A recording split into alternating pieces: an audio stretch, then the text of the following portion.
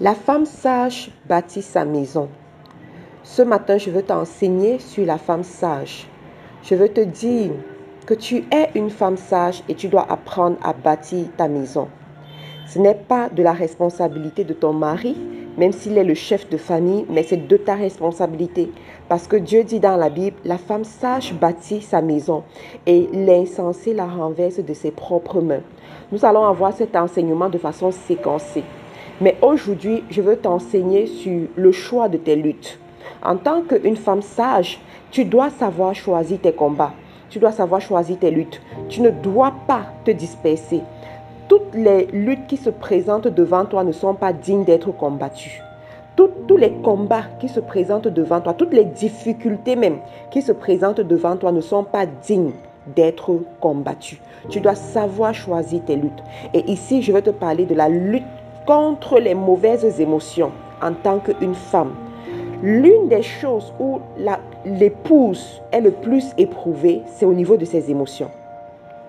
Elle est éprouvée par son mari, elle est éprouvée par les enfants, elle est éprouvée par la belle famille, elle est éprouvée par les tierces personnes de l'extérieur, elle est éprouvée à tous les coups au niveau de ses émotions. C'est la raison pour laquelle tu vas voir des femmes devenir aigries, des femmes être querelleuses sans s'en rendre compte, des femmes être colériques sans s'en rendre compte parce qu'elles ne savent pas maîtriser leurs émotions. Elles n'ont pas choisi de lutter à ce niveau.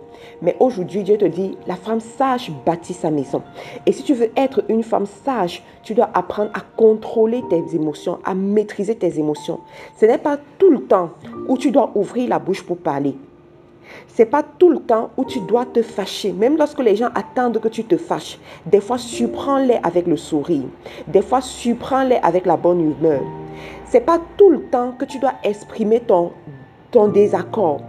Il y a des fois même des situations où tu penses que voilà, ce n'est pas comme ça qu'il faut faire.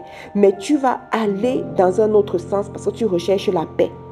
La femme sage, son souci premier dans sa maison, c'est la paix. Parce que ta maison doit être un havre de paix. Dans une maison en paix, tout le monde veut se retrouver. Dans une maison en paix, ton mari veut rentrer. Il veut revenir rapidement à la maison. Il veut être à la maison. Il se sent à l'aise à la maison. Mais dans une maison où il y a les querelles, la discorde tout le temps, la Bible même te dit, il est préférable pour un homme de rester au toit d'une maison que de rester dans la même maison qu'une femme querelleuse. Ça veut tout dire. Ça veut tout dire. Et ici, je vais interpeller aussi les femmes sur qui est-ce que vous laissez dans vos maisons. Si vous ne laissez pas des gens qui vont apporter la querelle dans vos maisons.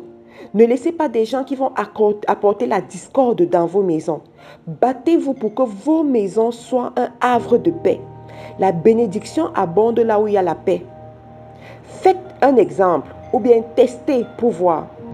Gardez la paix dans la maison pendant une semaine. Et vous-même, voyez les bénédictions que Dieu va apporter dans cette maison. Voyez les portes qui seront ouvertes. Voyez la grâce qui sera ouverte. Regardez la santé même qui sera dans la maison.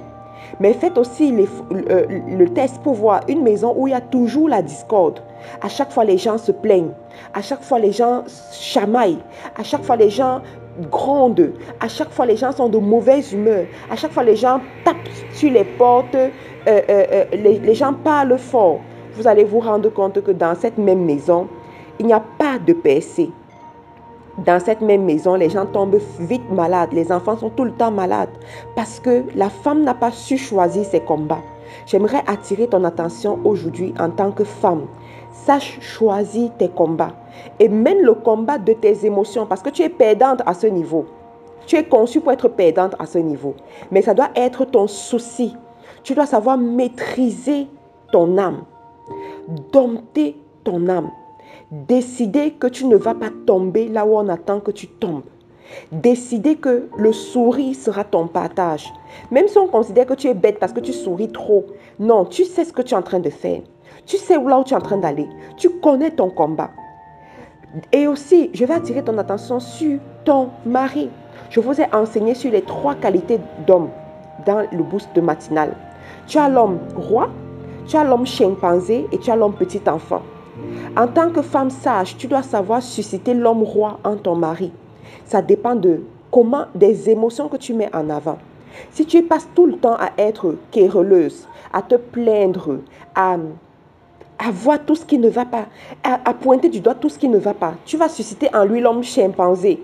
Et c'est lui qui va vouloir fuir la maison. C'est lui qui va vouloir te battre. C'est lui qui va se fâcher contre toi tout le temps. C'est lui aussi qui va se plaindre de toi. Mais si tu passes le temps à apprécier les plus petites choses qu'il réalise, apprécier les plus petites choses de la maison, à être de bonne humeur, à être souriante, à être bien habillée, à sentir bon, à être bien disposée dans la maison, tu vas susciter en lui l'homme roi. Et c'est cet homme roi-là qui va te permettre de gravir les échelons dans ta maison et à bâtir ta maison. La Bible dit, la femme sage bâtit ta maison. Je souhaite pour toi que tu sois une femme sage et que tu choisisses le bon combat, que tu maîtrises tes émotions, que tu choisisses le côté de la paix, le côté de la bonne humeur, le côté de la joie, le côté des félicitations, le côté où ta maison est un havre de paix et que tu vois comment tu vas de gloire en gloire. Rappelle-toi que tu as un grand prix aux yeux de Dieu, que tu es la prunelle des yeux de Dieu et que Dieu compte sur toi. Dieu compte sur toi pour bâtir cette maison. Dieu compte sur toi pour bâtir ce foyer. Dieu compte sur toi pour donner une bonne éducation à tes enfants. Je te remercie d'avoir suivi ce boost matinal. Tu peux nous retrouver sur les réseaux sociaux en recherchant Faiseur d'Espoir International FDE sur YouTube, Instagram, Facebook. Sache aussi que nous avons une grande conférence qui va se dérouler au mois de juillet, du 16 au 17 juillet, à Douala, au Cameroun. Et nous t'attendons vraiment à cette conférence. Au revoir et bonne journée.